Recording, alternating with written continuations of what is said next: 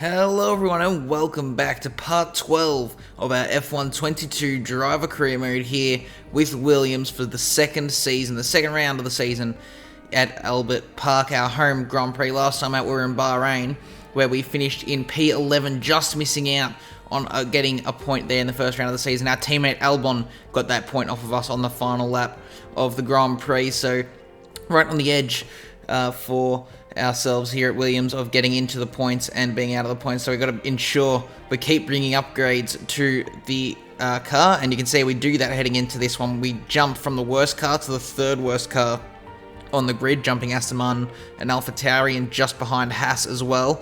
Red Bull have also actually jumped back ahead of Ferrari. It's all very close, of course. The performance chart is very zoomed in compared to where it was in Season 1, and so really, the jumps look a lot bigger than they really are, but it's obviously important to keep bringing upgrades because every little bit of performance can be the difference between getting points and not getting points for ourselves at this stage of the season.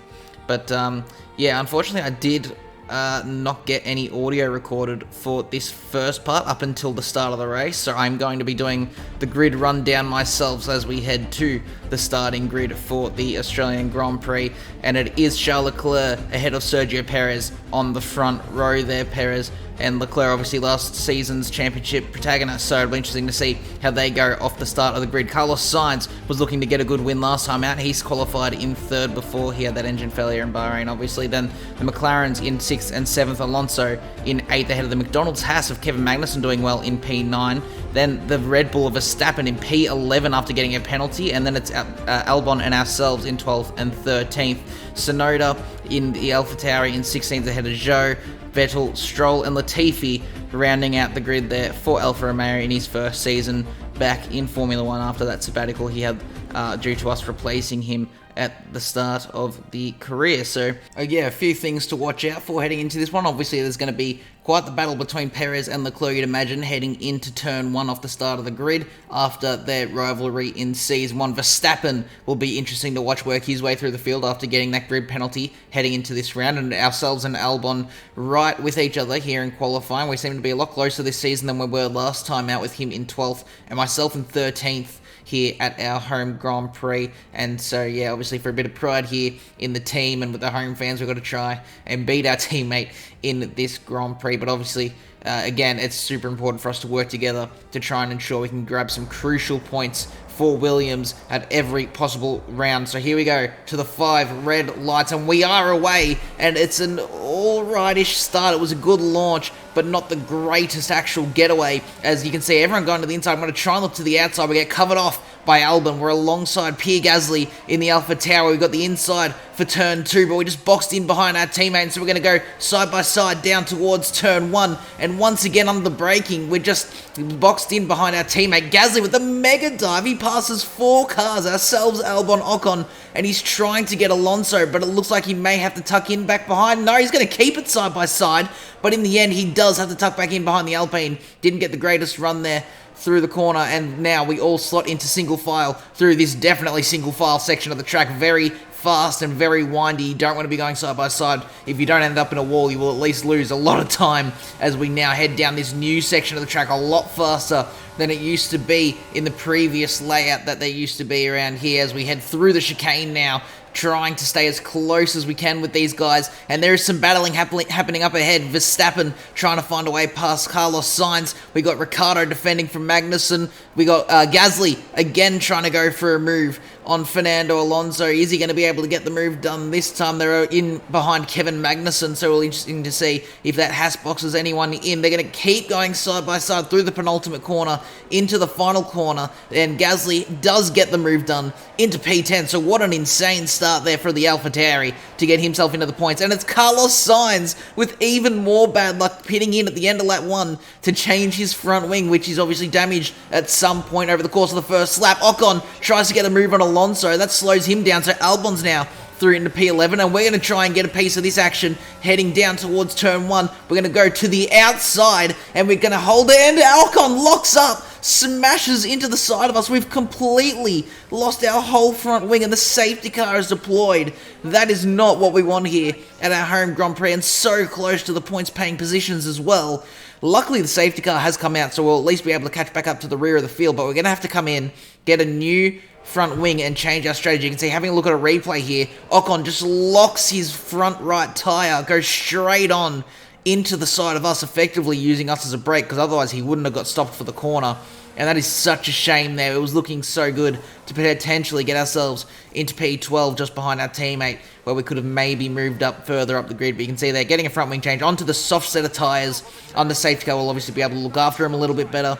And we're going to try and be super aggressive off the safety car restart to try and gain some positions. But moving on to lap 4, now we're going to have a look at an order check, and it is Lando Norris leading the Grand Prix. How on earth has that happened? He's on the soft compound tyre, so it looks like he's used that to his advantage, and he leads the way here in Australia, ahead of George Russell and Hamilton in a 2-3 for Mercedes. It's then Leclerc in P4. Verstappen has already worked his way up into P5, so a great start to the race there for the Dutchman. Ricciardo in the other McLaren in P6, also on the soft compound tyres. Then Magnussen in P7 for the McDonald's Haas. They're doing very well for those guys, still yet to get score any points this season, so he'll be looking to do that for the team. Gasly sits in P8. We saw how good of a start he had ahead of Alonso now in 9th, and our teammate Albon rounding out the points in P10. So he has gotten himself into a points-paying position. Very good for our teammate. Hopefully he can stay there and get some more points for the team here in the second round of the season. You can see it's Perez down in P15, so it looks like he had to stop as well on either lap 1 or 2, and that's why he's not near the front, and that would have helped Lando obviously get to the front as well. And so that's a huge shame there for Perez not having much luck here, as Sainz also not with much luck down in P18, and then it's ourselves rounding out the entire field at the very back, stone dead last, P20. We're going to try and get the best restart we possibly can and overtake Stroll here straight away, heading down the main straight on lap 5 for the restart of the Grand Prix. You can see, unfortunately, not able to get the move done on the Canadian, so we're just going to have to sit behind here for a little bit and hope to get the move done and not waste too much time by the Aston Martin. And you can see half a lap later, he's still on lap 5 as we head down the back section, the new fast section of the straight, deploying ERS. We're going to get alongside the Aston Martin. We'll have the inside for this long curve, which does help, obviously being that little bit more to the inside, a shorter corner, and we do get ourselves into P19, just behind Carlos Sainz, who looks to be struggling to get ahead of that AlphaTauri of Yuki Tsunoda. You can see as we head down towards another new corner here, turn 14 I believe it is, reprofiled for this season, and unfortunately for Sainz there, still stuck behind the AlphaTauri. That does help ensure that we stay with the Ferrari though, which is sort of the plan, to try and follow Sainz through as he overtakes these guys. He's on the soft compound tyre as well, so he should be really punchy, but he's just struggling to get ahead of the AlphaTauri at this point as we head around the final corner on to lap number 6 now. Sainz once again going to go for a move on Yuki Tsunoda. It looks to be a bit more promising this time than it was last time out. As we head down into turn 1, they're going to go side by side. There's contact between them. Tsunoda holds position again. He's doing a great job to defend here from Carlos Sainz, and that allows us to get alongside the Ferrari. But just like on lap 1, we're boxed in behind the car ahead, so we just have to sit behind. Sainz dives to the inside of not just myself, but also Tsunoda. He's going to hold it around the outside of turn 4, inside of turn 5, and he does get the move done finally, and that means Tsunoda's going very slow out of turn 6, and we get the move done. Maybe? No, we're still side by side here with Tsunoda. Tsunoda is trying his best to defend position for what is really P18, P19. I don't know why he's defending that hard when we're on such faster tyres. We're going to get ahead of him, and we do finally do that. And heading on to lap 7 now, a couple laps later, Sainz right on the back of Nicholas Latifi in the Alfa Romeo. He goes to the inside where we pass Stroll as they go side by side into the chicane. They're going to go very slowly. This will help drag us back into this battle now. And can we maybe get the move on Latifi? Yes, we are. He has a very bad run, and we're actually going to go for a move on Carlos Sainz as well. Very cheeky double overtake from ourselves as with the DRS there, and we get ourselves into P16. I wasn't really expecting to be going for a move on Carlos. I was trying to follow him through, as I said, but him and Latifi had a very, very poor run out of the chicane. You can just see how strong these soft tyres are around here, already closing in on this battle between Joe and Vettel. Vettel also on the softs. He started on the softs, though he didn't pit onto them, so they've got a bit more wear than what we have. And you can see closing in on the Alfa Romeo of Joe. We put our nose to the inside. We don't get the move done, but we have put him off. He's going to have a poor run out of the chicane. We'll have DRS. We'll use all of our energy that we have left. We've used a lot so far trying to get past these cars. We're going to fake to the outside, switch to the inside. Under brakes, we're a little bit later with the extra grip we have on these tyres.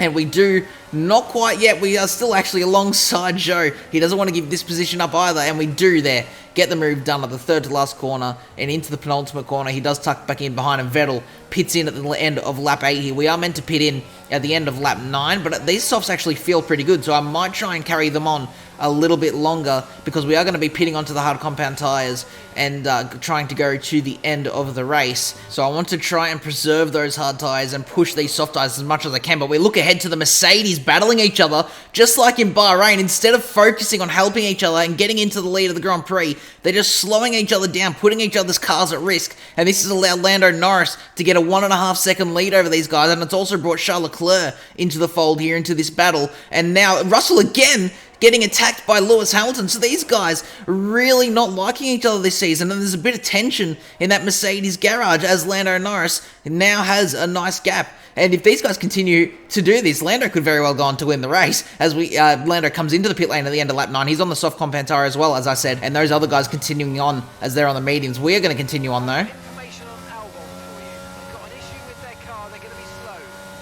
And that's not what we want to hear. Albon with some sort of car issue and is moving slowly now as he is under attack from Esteban Ocon into turn 3. So it looks like that issue already trying to take an effect on Albon's race, and Ocon does get the move done there through turn 4. No, he doesn't. Albon defends, get himself back ahead, but now he's going to go slowly. He's slowed up Ocon as well, and Sergio Perez is going to move to the inside. He goes for a double overtake on both Ocon and Albon. What a move from the Red Bull. That is a move you rarely go for, let alone a double overtake. Gets himself into P7. That Red Bull, I imagine he won't be very happy with the way this Grand Prix has gone for him, having to pit from what would have been first, second, or third, roughly around there at the start of the Grand Prix. And so he's trying to make back those positions that he lost. And now Albon, once again, is going to find himself under attack here as we head down towards turn 14. We're going to come in at the end of this lap here because we just got stuck in this massive battle. Schumacher now going for a double overtake. He overtakes Ocon, tries to get Albon, but Albon holds on to P8 for now. Schumacher slots back in between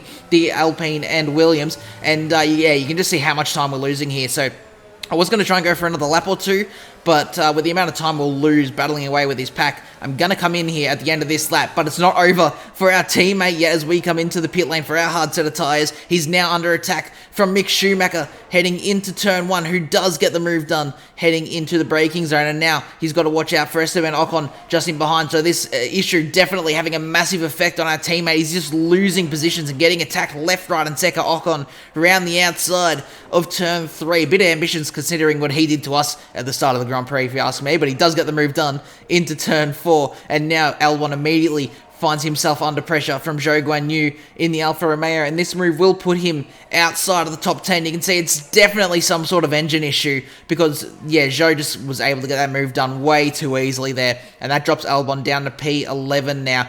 These guys still have to pit, obviously. We are out of that battle for now because we've made an earlier pit stop than them onto the hard compound tyres. You can see here we are on our out lap, making sure to get these tyres up to 10. But it'll be interesting to see if the undercut works around here as we cut to the start of lap number 12. And these guys still battling away. The Mercedes guys haven't learnt their lesson still. I'm surprised that Toto hasn't gotten over the radio yet and told them to contain themselves. Russell tried to get a move on Hamilton, but doesn't work. And that just allows Leclerc now into P2, and is he going to try and go for a move on Lewis Hamilton to get into the lead? So these Mercedes guys costing themselves a potential 1-2 here in Australia because they're just too busy battling away with each other. Obviously, this is good for us because the more tension there is in the Mercedes team, the more likely they are going to be to replace one of their drivers, and we are in prime position to take one of those Mercedes seats. Obviously, that's our goal in this career at this point. We are a Mercedes young driver, and as you can see, just to put it even further in Mercedes' faces, on the same lap there, lap 12, Leclerc gets into the lead ahead of Lewis Hamilton.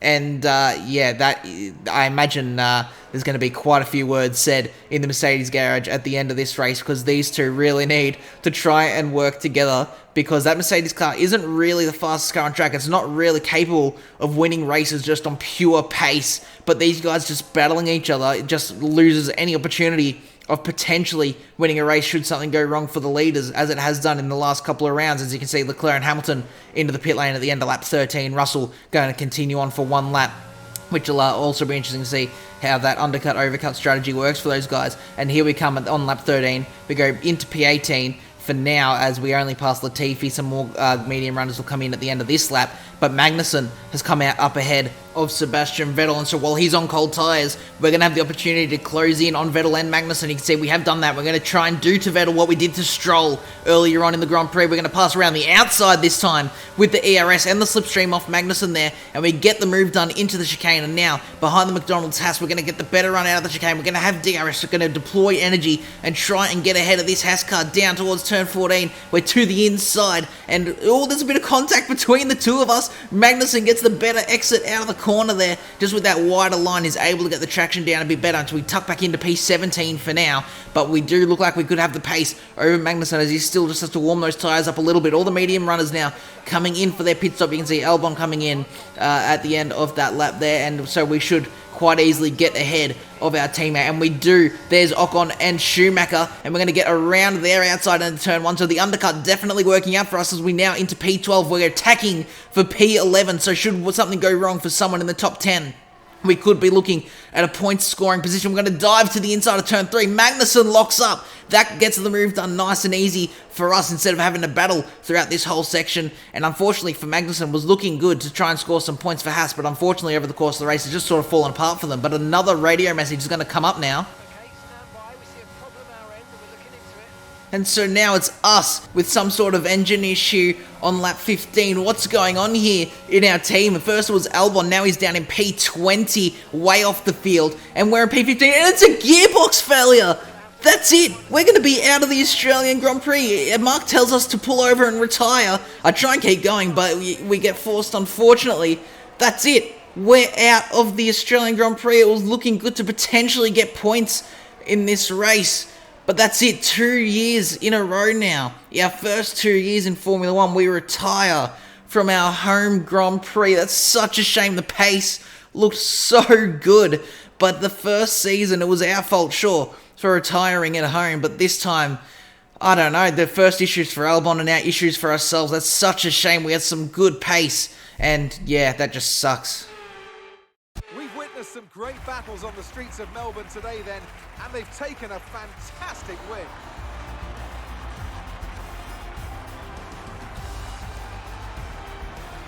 Natalie Pinkham, how do you think they were able to set themselves apart today? Well, they certainly stood out as a driver with tons of confidence on the track. I think their ability to keep their cool, even during some of the more hectic parts of the race, meant they were able to capitalise on the mistakes of other drivers, giving them the opportunity to make their way to the top spot with ease.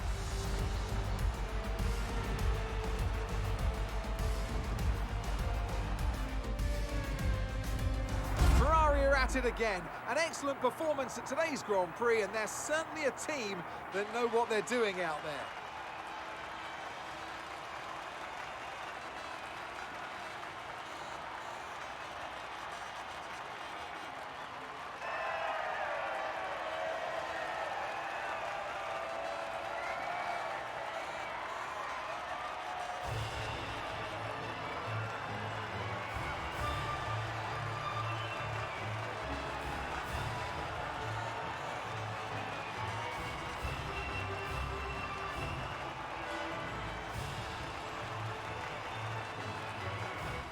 And so here we are with the results for the Australian Grand Prix. Charles Leclerc did end up taking the win at our home race. Verstappen with an incredible race to get himself from 11th to 2nd there. Hamilton and Russell are going to get words at the end of this one, I'd imagine, finishing 3rd and 4th. They could have potentially had a 1st and 2nd had they behaved and not battled each other, but yeah, just such a shame for us here. No points for either myself or Albon. We didn't finish.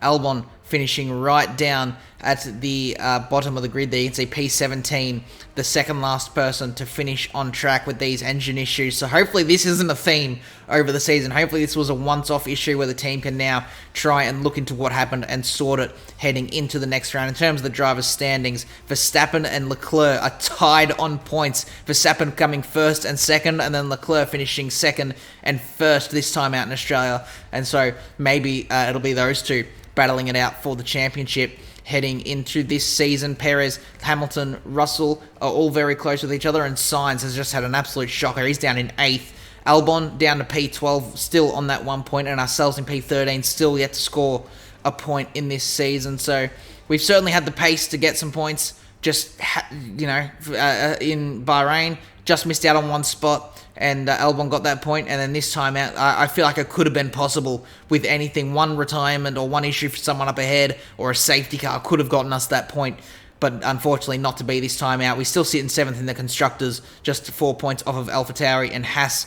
Alfa Romeo and Aston Martin still yet to score any points in this season. Red Bull leading the way by 19 points over Ferrari, and Mercedes in 3rd, 21 points, so just a couple points off Ferrari themselves. So if they learn to cooperate, they could very well find themselves in contention for that 2nd place. But yeah, that is it for this video, guys. We are going to be at the Chinese Grand Prix for that Grand Prix's return to the Formula 1 calendar in this season. If you guys did enjoy, make sure to leave a like and subscribe. You're going to see more content like this in the future, and I'll see you all in the next one. Goodbye.